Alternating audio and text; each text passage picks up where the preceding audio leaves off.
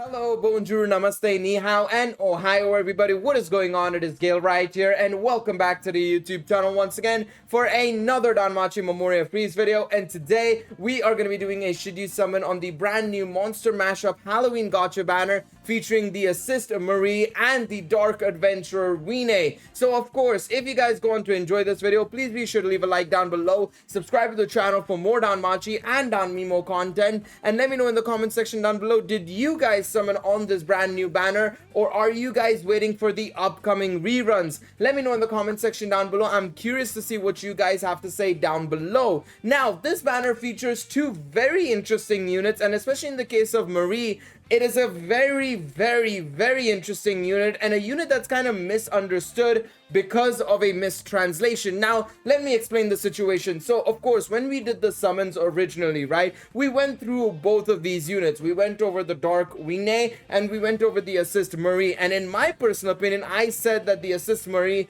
was far superior because of the fact that, one, she was giving SR and Magic minus 25%. She was also giving ailment res 100% for the unit that she's on. And then on top of that, she was giving an instant effect where when attacked, you would avoid the KO if your HP was greater than 10%.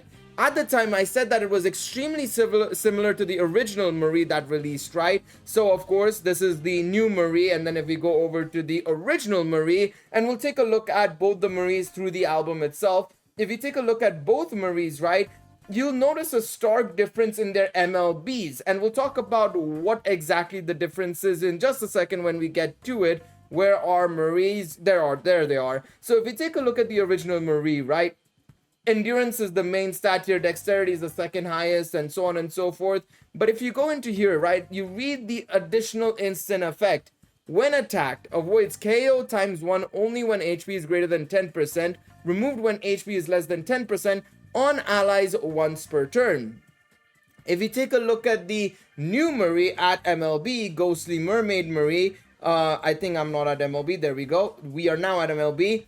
When attacked, avoids KO times 1 only when HP is greater than 10%, or equal to 10%, removed when HP is less than 10% on self once per turn. So immediately, a lot of people in my comment section as well as in my Discord said that, well, Marie is not as good as the original Marie because of the fact that, you know, this avoids KO is only on self.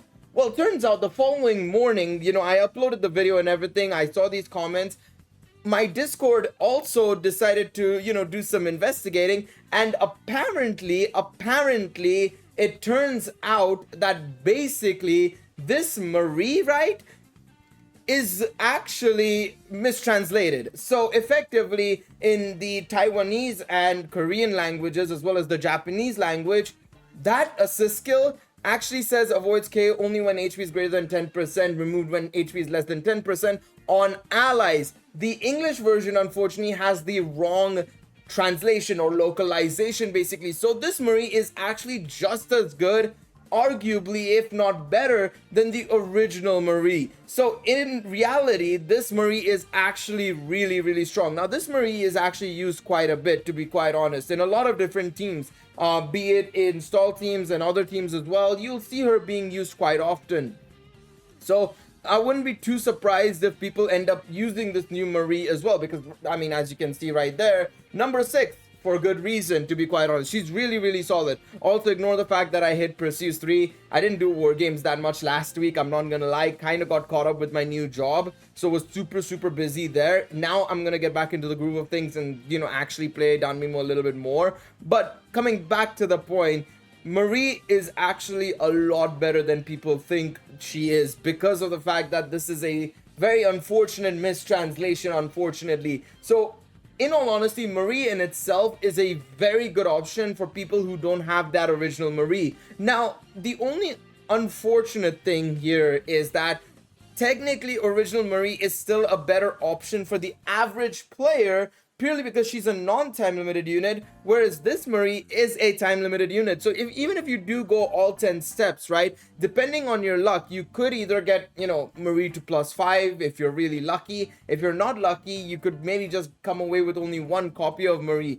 And in that situation, I'd argue to say that the original Marie is a better overall option for players compared to this Marie, unfortunately. That's the main thing I would point out, is that the original Marie is at least a non-time limited unit compared to this time limited Marie, basically, right? So that's Marie in a nutshell, basically. Really strong unit, but unfortunately being time limited makes her a bit of a worse option in the grand scheme of things, because you end up effectively going towards the original Marie, especially if you have more copies in the original Marie, and you're likely to get more copies of the original Marie because of the free multis that we get, the prism bonds that we get, and so on and so forth. So that's also something for people to keep in mind when it comes to, of course, these this new assist, of course, right? So automatically I would say that it depends on the situation. If you have enough iris, go for it. If you don't have enough iris and you have the original Marie at a decent limit break and you have the prism bonds available, right, just go for Marie, or the original Marie, to be quite honest, instead. So there is that factor as well, right? Now, the other unit on this banner is pretty much the make or break for the, should you summon. Let's be real. Dark Wine has to be a decent option for you to even consider summoning on this banner. And quite frankly speaking, I don't think she is. I really genuinely don't think she is. So first and foremost, a lot of her kit is behind effectively the additional actions. She's very strong, but a lot of the effects and stuff come from the additional actions, right? So her first skill is very much about, protecting the entire team, right? Giving that P-Res, M-Res, damage reduction, HP regen, and then, on top of that, basically, you're also enabling it further by, being able to and effectively, help out the team with obviously giving them the increase as a gate charge, the magic increase, and everything on the additional action. Now, it's kind of interesting because this Wine, right, for me personally, on paper, I initially thought that, she's going to be a war games unit. You look at the unit first and you see that the SA is, AoE, you're like, oh, 100% PvP. But the more I look at it, and I'm like, she's kind of wanting to try and be both, but she's not doing both, PvE and PvP well enough, in my personal opinion. So if you look at the additional action, right, I mean, it's a very similar skill to the 5th anniversary light fin, right, wherein basically, she has a very strong attack, but then the additional actions also benefit the rest of the team, right? So first and foremost, it increases the damage received by enemies by 50% on both AoE and single target attacks. It gives 100% magic to all allies, the additional action, that is, right? And then Wine, through her additional action, can also give SA gate charge gain by 44% for 4 turns on allies. Now, the thing is, right, the attack type increase is something that you've seen in various other units on just their base special arts alone, right? So it doesn't make her a great, sort of like sacrificial unit, because anyways, you want her to survive in order to basically get the additional action off, in order to get those benefits. So she has to be part of the main team automatically, right, in order to be a good part of the team. None of her kit is good enough to be a sacrificial unit either. So we move along from the idea of her being a sacrificial unit. Now we look at her as a great unit option potentially, right? To me personally, right, I think in terms of PvE, first and foremost, let's look at it from a PvE standpoint, because in all honesty, everything that she does here, to be quite honest, the, damage increase by single and AoE attacks, SA gate charge, magic on 50%, and so on, is more in line with being a great PvE option. She gives a good amount of defense through her first skill, but looking at her additional action and everything, I'm not gonna lie, doesn't make for a great PvE unit at all, in all honesty. The second skill, I mean, the damage increase per magic buff skill gives 100% damage bonus and removes magic res buffs and damage reduction. Not the thing we want to see. The third skill is pretty actually decent. 200% damage on a high attack. It's not bad, it's not great. Of course, I'm looking at it from a perspective of, first and foremost, it's a high modifier, not a super modifier. So even though it's 100% damage per magic buff skill, technically, a super has usually 80 or 90%. So realistically, that super with 90% damage is better than high with 100%, right? So immediately, PvE wise as well, I'm just looking at this and I'm like, there are better options. And the dark team for PvE, right, looking at the single target options and everything, right? If we go over to the album and we look at the options that we have, so dark, physical, magical. Let's go offense units, basically offensive units, right? You of course have this eyes, sort of hesitation eyes, right? You obviously have the Tiona, who's a great option for even PvE content, to be quite honest, in my opinion.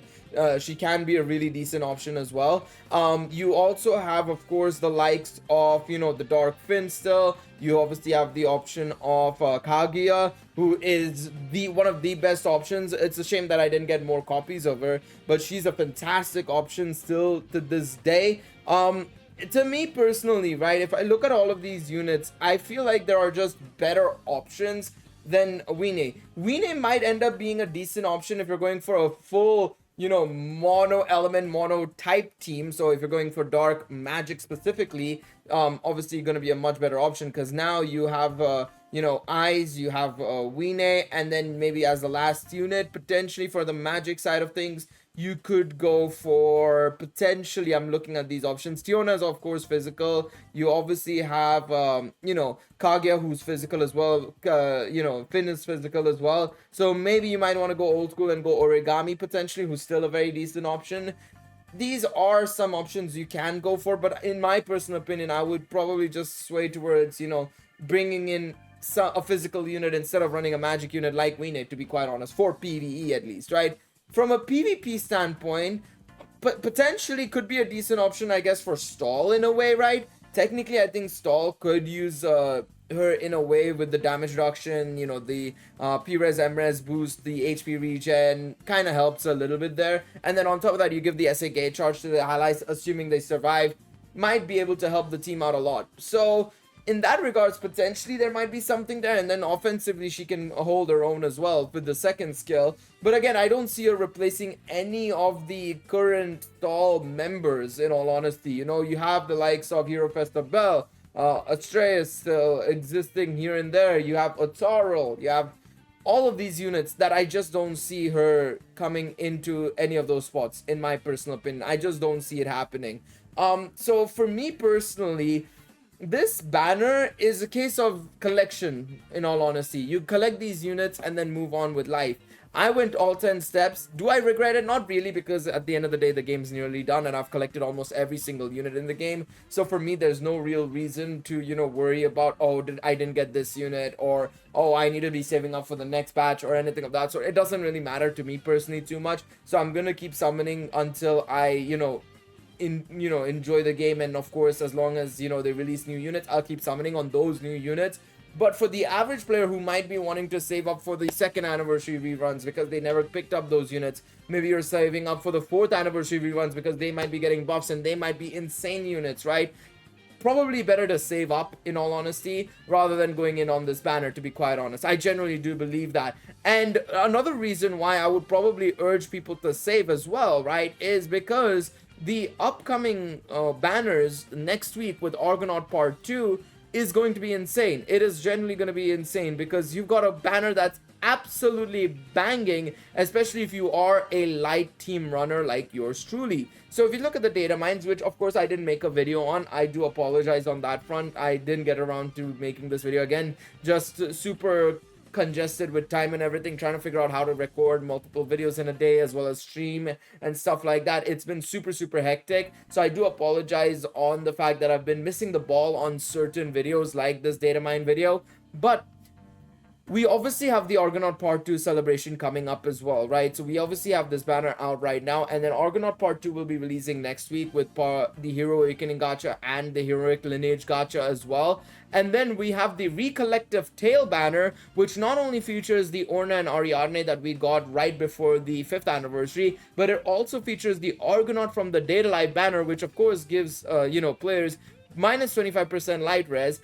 And on top of that, it gives the counters as well. Wait, no, why am I saying minus 25%? I don't know why I said minus 25% light res. I'm pretty sure it's only 20% light res, if I'm not mistaken. I could be, I messed up there a little bit. I'm pretty sure it's only minus 20% light res and thunder res, of course. But yes, minus 20% light res and thunder res as well as the counters. So players may want to summon for this. And not to mention that, you know, potentially after these banners as well, we could be getting the Argo novel release gacha banners as well. You know, the ones with Fina Crozo, the one with Argo and Ariadne. We could be getting those as well. So in all honesty, the upcoming banners and you know, events, I would probably say that it's probably better to save up for those than you know, going for this. In all honesty, we also have Familiar Rush coming up. You are going to be able to get a bond of one of the Argonaut characters as well, so something to look forward to. But yeah, let me know what you guys think. I personally think probably it's not a summon, to be quite honest. But if you want to go for collection, feel free to go for collection. I mean, at the end of the day, that's one of the advantages Danmemo has, and this is where I will say, you know, being able to, you know, get a guaranteed copy on the first and fourth steps. You can only do 4 multis, and hopefully you can get both the units in those 4 multis. But yeah, hopefully you guys get good luck in your collection pulls, or if you're going all the way, hopefully you guys get good luck on your 10 steps as well. Thank you guys all so much for watching this video. Please be sure to leave a like down below, subscribe to the channel, and I will see you guys in the next one. Until then, take it easy, everybody. Bye bye.